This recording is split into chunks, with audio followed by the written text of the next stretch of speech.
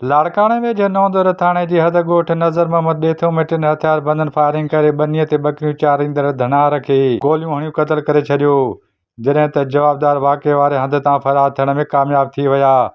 मक़तूल जी सुञाणप अलाह वधाए ॾेथो तौरु थी आहे, जॾहिं त मक़तूल जे वारसनि तरफ़ां सखर लाड़काणे रोड ते लाश रखी पाक किताब खणी मर्द तोड़ी औरतुनि कातिलनि जी गिरफ़्तारीअ लाइ एहतिजाजी मुज़ाहिरो कयो।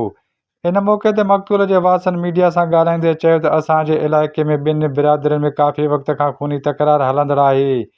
जंहिं ते असांजे नौजवान खे मुख़बिरी करण जे कूड़े इल्ज़ाम हेठि बेगुनाह गोलियूं हणी क़तलु कयो वियो आहे, जॾहिं त हथियार बंदन ईद जे ॾियारे बि असांजे ॻोठ ते चढ़ाई करे फायरिंग कई हुई। हिननि वधीक चयो त मक़तूल जा कातिल गिरफ़्तार करे इंसाफ़ फराहम कयो वञे। हिननि वधीक चयो त मारे जे हाणे सोचे त तहाणनि सां शादी कई आहे हिन जे सोट उनखे मारियो आनी जंहिंमें शक पिया कयो भितरे मारियो तो समस्या कयो वट में बकरी पियो चारे असांखे भउ जो हुजे तव्हां कल्ह आयो जिन में शक हुआ तिन जा घर साड़ियव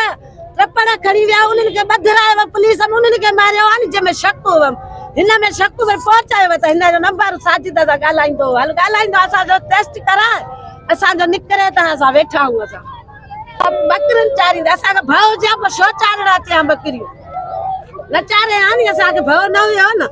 जब खाना के भी अपील आहे जुल्फकार खाना के भी आहे इकबाल साहब त असांजो वेठा असां उनखे नचा असांजा सरदार आहे वेठा ने अज़हर खान के भी अपील आहे त असांजो हक़ करे असां वेठा त तराईअ में आहियूं नी अज़हर खान जे ॻोठ में जुल्फकार खान ॿ पुट वाड़े ते बीठल ख़बर सॼे मुल्क खे त ग़रीब आहिनि खलीफ़ आहिनि लतीफ़ जा उमिरि सदी असां कंहिंजो नाम न वरितो जेके असां माइट उनखे ॿधाया उनखे खणी आहे ट्रपटाई खणी आयासीं बाक़ी बेगुनाह में असां छोट खे मारे आने वो टे ॼणा आया बाक़ी हिन जो को तालुकात उन्हनि सां न हुयो। मज़ीद न्यूज़ एंड अपडेट्स के लिए इस चैनल को सब्सक्राइब करें।